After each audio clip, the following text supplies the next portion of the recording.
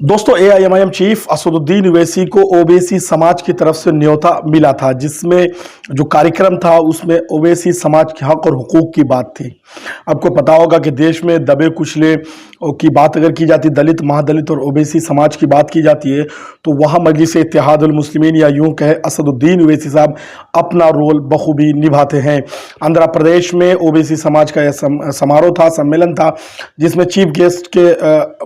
Guest बना बुलाए थे असदुद्दीन ओवैसी साहब को। और मजलिस इत्तेहादुल मुस्लिमीन साधने की भी पूरी कोशिश कर रहे हैं कि इस मैसेज को, ये जो ओवैसी समाज है, इस समाज के कार्यक्रम में जाकर के इसके हक और हुकूक की बात करेंगे और संवैधानिक अधिकार की बात कर रहे हैं असदुद्दीन ओवैसी साहब। और जो संविधान ने इनको राइट्स दिए हैं, इनके जो हुकूक दिए हैं, इन पर लगातार बात की है। उसके बाद इनका असर जो एआईएमआईएम को मिल सकती है, इनका फायदा, इनका गठजोड़ यानी गठबंधन भी हो सकते हैं दोनों समाज असदुद्दीन ओवैसी साहब से। क्योंकि ये बातें इसलिए कह रहे कि इतना बड़ा ऑर्गेनाइजर और इतना बड़ा ऑर्गेनाइजेशन किया, जिसमें ओबीसी समाज के बड़े बड़े लीडर और बड़े बड़े ओबीसी समाज के जो सियासतदान थे या उनकी धार्मिक जो लीडर थे, वो सारे लोग मुहैया हुए थे, इकट्ठा हुए थे, मौजूद हुए थे। उसमें चीफ गेस्ट के तौर पर असदुद्दीन ओवैसी साहब को बुलाना यकीनन इस बात का संदेश दे रहे हैं देश को कि मजलिस इत्तेहादुल मुस्लिमीन यानी एआईएमआईएम सिर्फ मुस्लिमों की नुमाइंदगी नहीं करती है, बल्कि ओबीसी हो, दलित हो, दबे कुचले पिछड़े यानी उस वर्ग की नुमाइंदगी करते हैं देश में जो वर्ग पीछे चले गए, जिस वर्ग की माली हालत ठीक नहीं, तालीमी हालत ठीक नहीं, जिनको बैकफुट पर ढकेल दिया गया, बैकवर्ड कर दिया गया, ऐसी समाज की नुमाइंदगी करते हैं। आपका परिणाम देखने को मिला आंध्र प्रदेश में, जहां असदुद्दीन ओवैसी साहब जो है चीफ गेस्ट के रूप में पहुंचे और बड़ी अच्छी बातें उन्होंने कही है।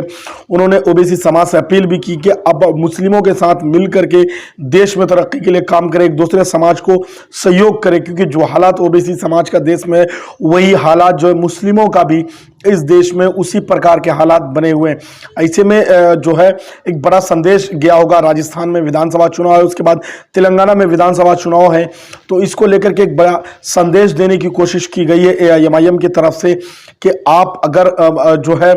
हमारे साथ आते हैं, यानी एआईएमआईएम के साथ आते हैं, तो आपकी भी नुमाइंदगी की जाएगी। क्योंकि ओबीसी समाज अब विश्वास करने लगे असदुद्दीन ओवैसी साहब पर, क्योंकि विश्वास का ही परिणाम है कि उनको चीफ गेस्ट बनाया जाता है और उनकी स्पीचेस होते हैं, उनके भाषण होते हैं, उसके बाद लोग तालियों से स्वागत करते हैं, माला डाल के स्वागत करते हैं, बड़ी इस्तकबाल करते हैं एआईएमआईएम चीफ असदुद्दीन ओवैसी साहब का। क्योंकि बेबाक आवाज़ है, जो नुमाइंदगी करते हैं दबे कुचले मजलूमों का, अल्पसंख्यकों का, ओबीसी का, दलित का, हर जगह ये जो है अपनी नुमाइंदगी दर्शाते रहते हैं। आपको पता होगा जब 2019 में असदुद्दीन ओवैसी साहब लोकसभा के मेंबर ऑफ पार्लियामेंट चुनकर गए थे, शपथ के दौरान पहला ऐसा कोई नेता था जिन्होंने जय भीम और अल्लाह अकबर का नारा सदन में लगाया था। आपको पता होगा बीजेपी के सांसद जय श्री राम के नारे लगा रहे थे लगातार, और इस तरह के माहौल बनाने की कोशिश की गई थी। जब एआईएमआईएम चीफ असदुद्दीन ओवैसी साहब शपथ लेने गए थे, तो उनके बरगलाने के लिए बीजेपी सांसदों की तरफ से जेएसआर के नारे लगातार लगाए जा रहे थे, लेकिन सबके मुंह पर ताले लगा दिए असदुद्दीन ओवैसी साहब जब जय भीम का नारा संसद में गूंज उठा। तो पहला ऐसा नेता है जो जय भीम का नारा जो है खड़े होकर के वहां पर संसद में दिए थे। तो एक बड़ा मैसेज देने की कोशिश की गई थी दलितों को। अब जो है ओबीसी समाज को बड़ा मैसेज देने की कोशिश की गई है, जिसमें ओबीसी समाज को पूरी सहयोग भी एआईएमआईएम को मिला है और असदुद्दीन ओवैसी साहब को पूरे के पूरा सहयोग मिला है। तो दोस्तों, मजलिस इत्तेहादुल मुस्लिमीन अपने कदम आगे बढ़ाते हुए शाना बशाना एआईएमआईएम जो है दलित और ओबीसी समाज को लेकर के चलना शुरू कर दिए। इस पर आपकी प्रतिक्रिया क्या है, कॉमेंट बॉक्स में जाकर कॉमेंट जरूर करें।